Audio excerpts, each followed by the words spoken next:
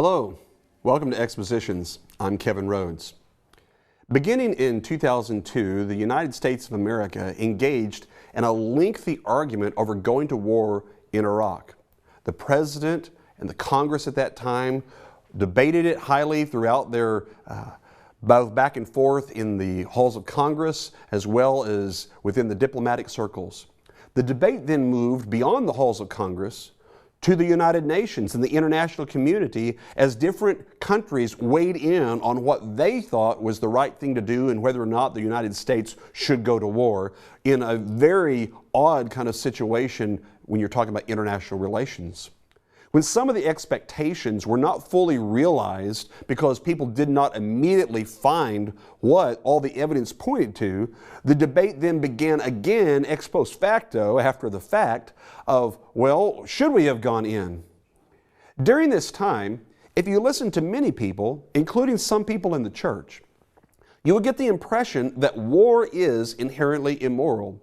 And I believe there is a growing feeling among many people because they've grown weary of some of the things going on in the country or weary of the nature of war, that this is where they end up.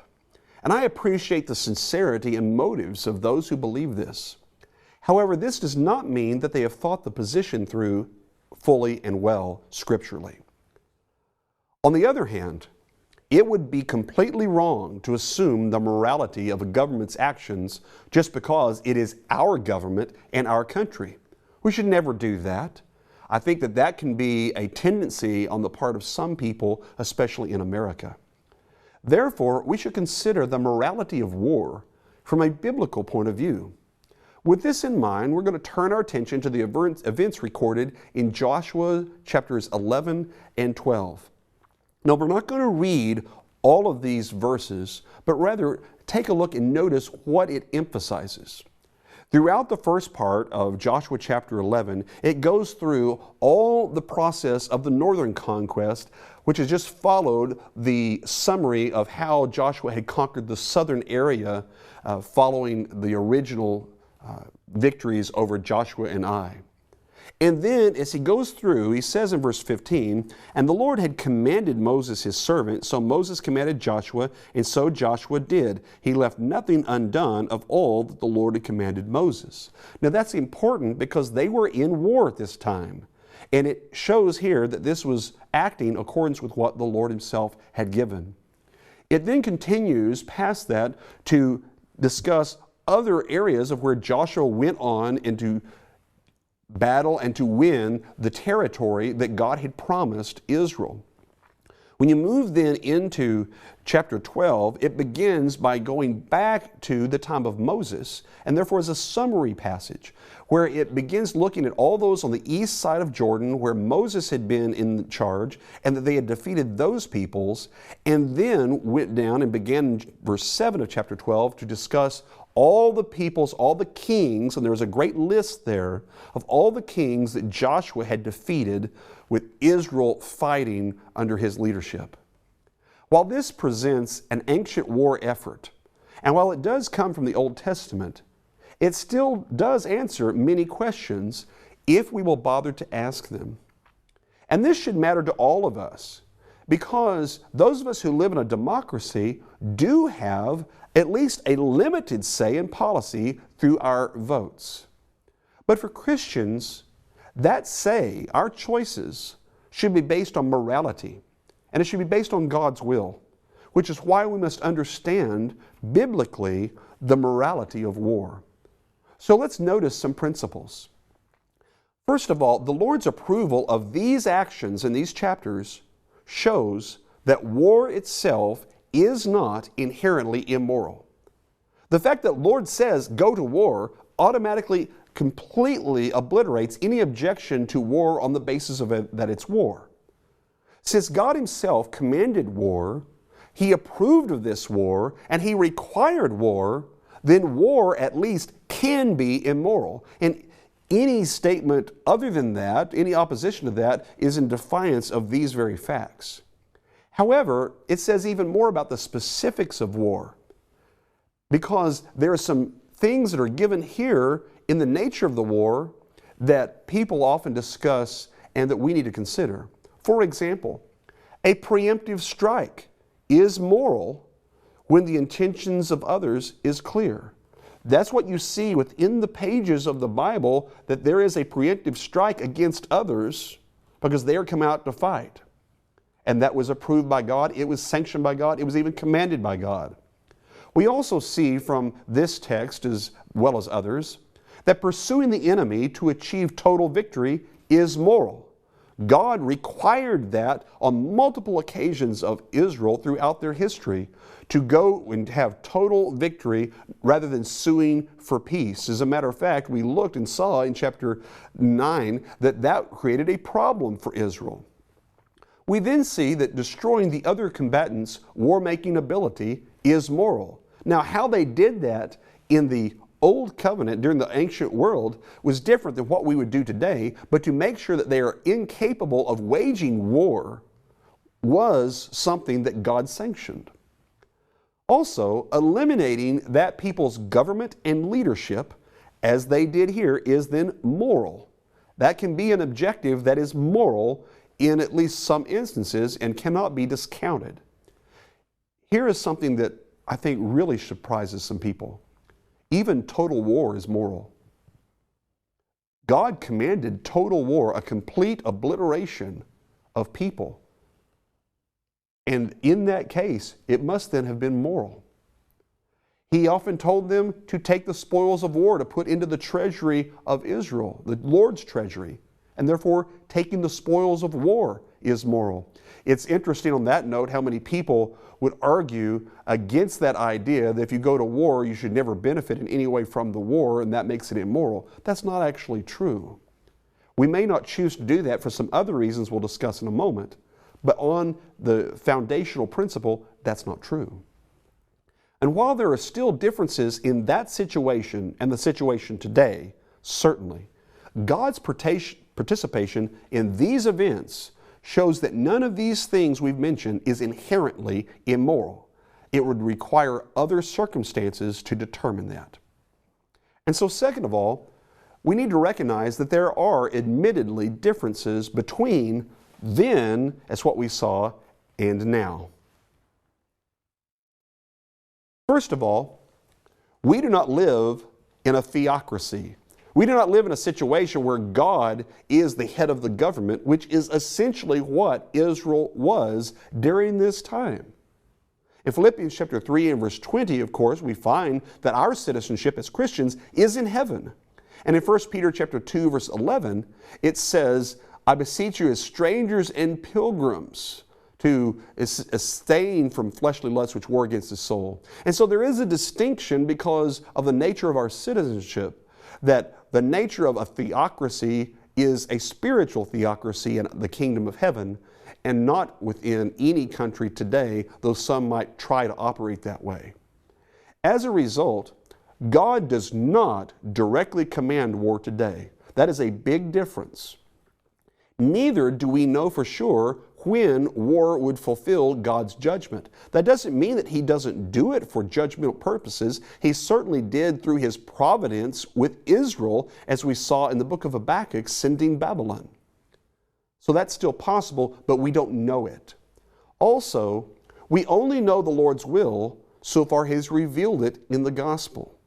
Romans chapter 1 verses 16 and 17 says, For I am not ashamed of the gospel of Christ, for it is the power of God unto salvation to everyone that believeth, to the Jew first and also to the Greek.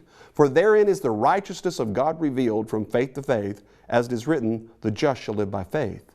And since God has finished that revelation, as we see in 1 Corinthians chapter 13, verses 8 through 10, then we do not have any additional revelation to tell us about specific situations today. We can also be sure that war is not the means of spreading God's kingdom today. It seems odd to even say that, but I want to remind you that in times past, people, at least ostensibly in the name of Christianity, though they did not understand Christianity truly, they attempted to do this. The most famous perhaps was Charlemagne and his efforts, but to ostensibly do so in the name of Christianity, or you might go all the way back to Constantine, who was the first to in some way incorporate this into what he did. But we see all of the nature of the efforts to go back and remember, take the Holy Land, they would say, and all these campaigns in the Middle Ages.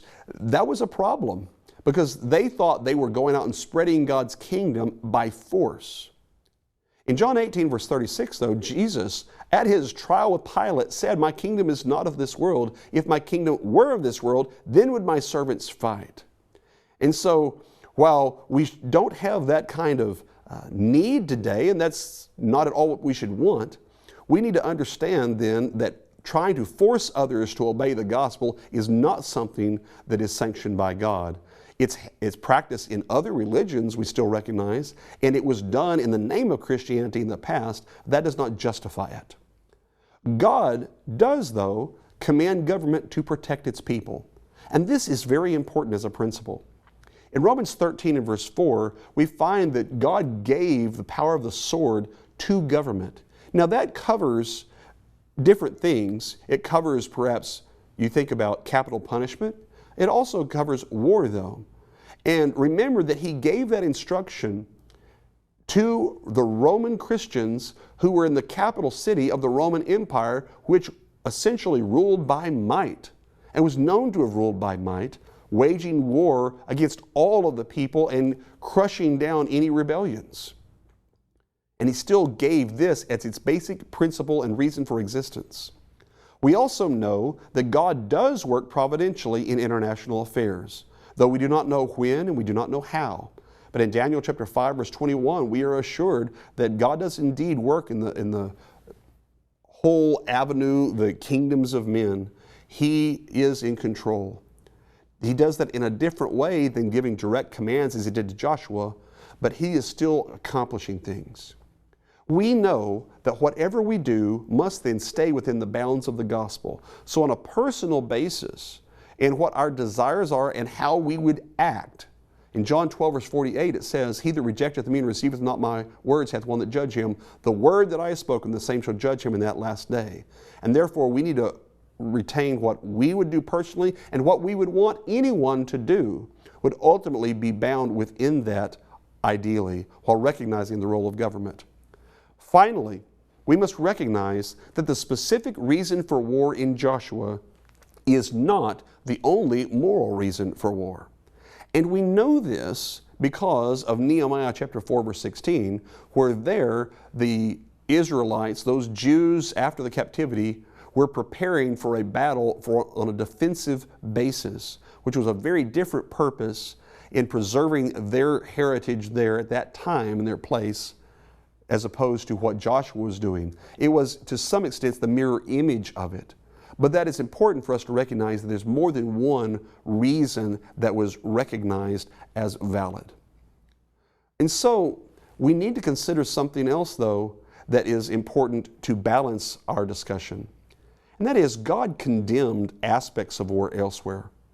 And we would be not unfair to the truth and unfair to the situations if we are not very much aware of all of these problems when we would contemplate warfare from our point of view as one country and certainly as Christians. Throughout the Old Testament, God condemned the various nations around Israel for their actions, including Assyria and Babylon, whom he had allowed to conquer, first Israel and then Judah. So the way in which they did that was still a matter for God to judge, because their behavior in war was still something that mattered, even if God had sanctioned by his providence the war itself. Please remember that principle. The majority of these decrees, though, that are given against these people focus, you'll notice, on their spirituality. And that is, in Isaiah 17 and verse 10, these people forgot God. And that is, they went to war, they acted as instruments for God in the process of going to war, but they had no thought of God on their minds and his will when they went to war. Also, as we look in Isaiah 31, verses 1 through 3, it says that they failed to trust God.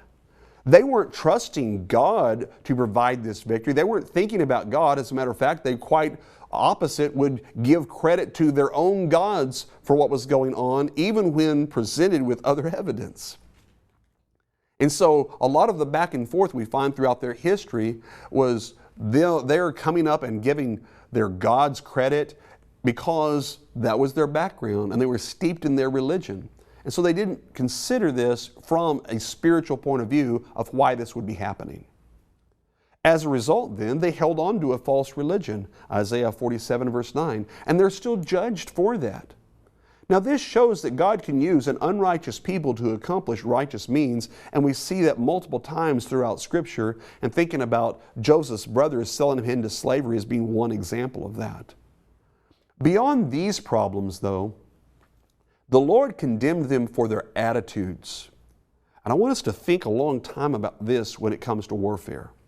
He condemns them in Isaiah 10 and verse 12 and in Ezekiel 28, especially their leadership, for their arrogance in heart, for going to war because it was about them, for going to war because it proved how powerful they were, or to enrich themselves, or going to war to kind of make a statement about their superiority over other peoples.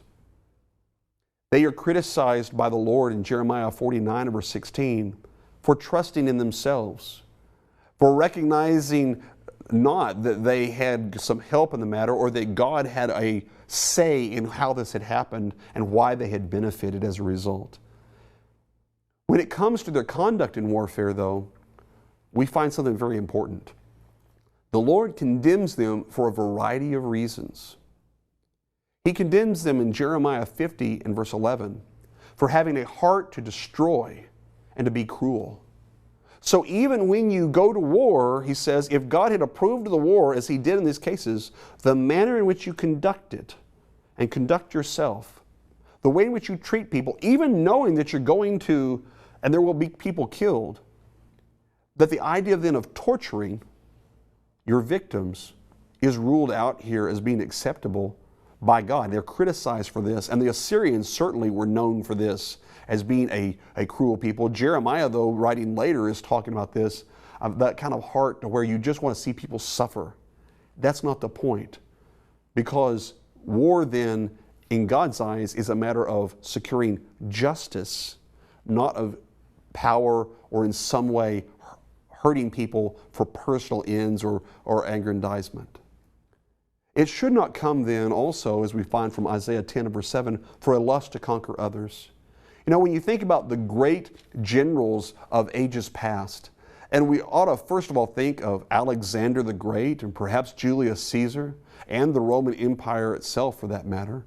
When you think about Nazi Germany and Hitler wanting to take over Europe, and certainly there were others in between, but this desire to conquer others, Napoleon is another one, is just wrong. To have them under your thumb and under your rule because you want to have that power is condemned as an idea. We should not want to have others ruled with anger, as Isaiah 14, 5 and 6 points out. So simply to make a point because you are not in control of the situation is a problem. Once again, why? Because it's unjust. It's making it for the wrong reasons. He also condemns them for failing to recognize that the Lord had provided the victory.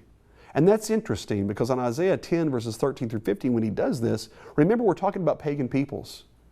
But it's important if you think about even in our day today of how often we will give all sorts of credit to the military, but we need to be recognizing always that God plays a role in these things. Sometimes we need to realize that's true even when there's difficulty involved and it doesn't go the way we think, that we should evaluate then, not because we know God's will or God's providence, but at least to consider it rather than come across from a nationalistic point of view. We find also in Jeremiah 51 verse 24 that they were condemned for their poor treatment of God's people. So even those who are in the realm of being conquered, there is some level of dignity that is expected. And so when you take advantage of others' weakness just to kill them, that's not acceptable to God either. Ezekiel 35 and verse 5. And therefore, when you go and take a look at all of these principles, When a nation goes to war, there is greater responsibility on that nation, not only for how it conducts itself in war, though certainly as we've seen that's true, but including down to the attitudes that are portrayed toward those with whom it is at war. Now, here's why I bring that up before we move on. One of the ways in which a lot of times people will justify and get people ready to fight is to dehumanize the enemy, to treat them as less than human by the names that they would be called, or to treat them, to demean them for their beliefs or their culture as a whole. That should never go hand in hand, because we need to remember that all souls are precious to God. And even therefore, when there is a warfare going on, if we've lost sight of that, we are in the wrong and would be held accountable for that attitude. So let's then consider a few other passages that put, I hope, some greater light and shed light on these verses. When John the Immerser was preaching repentance and soldiers came to him, you notice he did not call them to quit the army, but rather he acted and told them to act properly and morally within their role. He refers in Luke 3 verse 14 to that common complaint about their wages. So he's addressing the individual responsibility they had within that Rome. And this was within the Roman Empire, remember. Likewise, when Cornelius obeyed the gospel, he was not required to give up his post. You see nothing like that in Acts 10. But rather he was doing everything he needed to do, and that his behavior as an individual within that role needed to then line up with God's expectations. And these are important things. Now, while some might point to Jesus' precept in the Sermon on the Mount to turn the other cheek, and that is important as a principle in Matthew 5 verse 39, it cannot support the pacifist argument, because that would be to take it out of context. The context in that passage is one of accepting insults rather than seeking immediate retaliation for the insult, such as throwing the gauntlet down and getting into these word wars back and forth. That certainly has a place when you're talking about diplomatic relations, but it is not the real point of just saying you accept all aggression toward yourself. Indeed, when Jesus sent the 12 out on the limited commission, while telling them to leave most things behind, he did tell them to take a staff. Now, when you look at Mark 6 verse 8, you need to realize that the staff was something that was used for personal protection. That was an important idea to recognize that God then, through Jesus, approved of that measure. It was a very needed thing, as the account of the Good Samaritan makes clear that they would be walking through some dangerous areas, and Jesus himself said then to provide themselves with a means for self-protection. Government was specifically assigned the task in Romans 13 verses 1 through 7 of protecting its citizens from those who committed evil, crime, and conduct. Now that's the foundation, that's a responsibility of government. Now we need to ask ourselves then a question because of this. Is this limited to those within its borders, or is the government responsible to protect its citizens from those outside as well?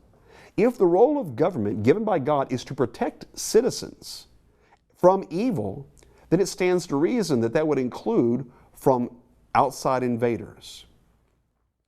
If we recognize this as a basic role, which does include then the taking of life from Romans chapter 13 and verse 4, it would mean that defensive wars or wars in response to attacks on its citizens would fulfill a similar role in international affairs as law enforcement and the courts do in domestic affairs.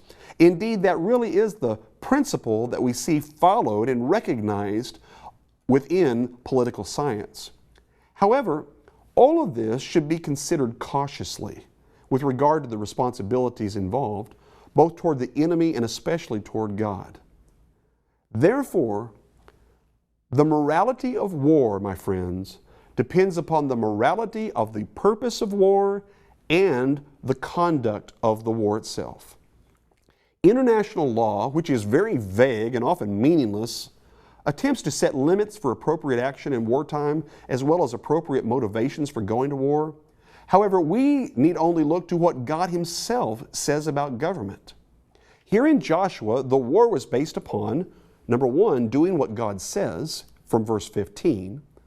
2, God's own judgment, as we see in verse 20, for it was of the Lord to harden their hearts that they should come against Israel in battle, that He might utterly destroy them, and that they might receive no mercy, but that He might destroy them as the Lord had commanded Moses.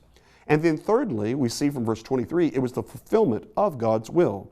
So Joshua took the whole land according to all that the Lord had said to Moses, and Joshua gave it as an inheritance to Israel according to their divisions by their tribes. Then the land rested from war. If we commit ourselves to doing what God says, we will have the priorities that He wants us to have. And that's a principle of Matthew 6, verse 33. But seek ye first the kingdom of God and His righteousness, and all these things shall be added unto you. Now the context there is on He'll provide for our basic well-being and what we need to live if we'll seek the spiritual, but it still is getting our priorities right for God and following His will that matters there. This always then includes loving our neighbor, Matthew chapter 22 and verse 39, and seeking the kingdom first, as we just saw in Matthew 6:33. Therefore, our minds should always seek ways to bring lost souls to Christ. That is a conclusion we cannot avoid. And as a result, the death of anyone who is lost is regrettable. Therefore, war should only be engaged due to necessity. Unfortunately, necessity can be a matter of judgment. It should be for the protection of its citizens. It should even seek goodwill toward those involved in the war as much as possible.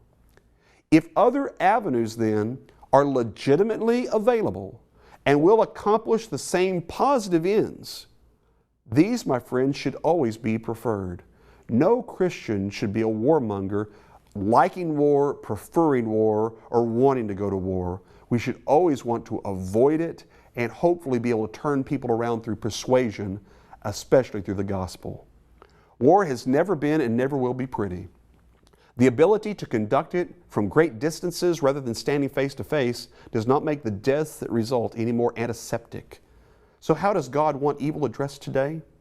As much as possible, evil should be addressed in principle through the gospel message. But God established government to stop physical threats and assaults as expressions of evil. And this requires physical and sometimes lethal action. When government acts in this capacity, some Christians would accept this as legitimate and God designed while calling it immoral. But that's self-contradictory. While government certainly can choose poorly and will answer to God for such, when they're protecting people and punishing evil, they're doing what God set them up to do and are acting morally. I'm Kevin Rhodes. Thank you for watching Expositions.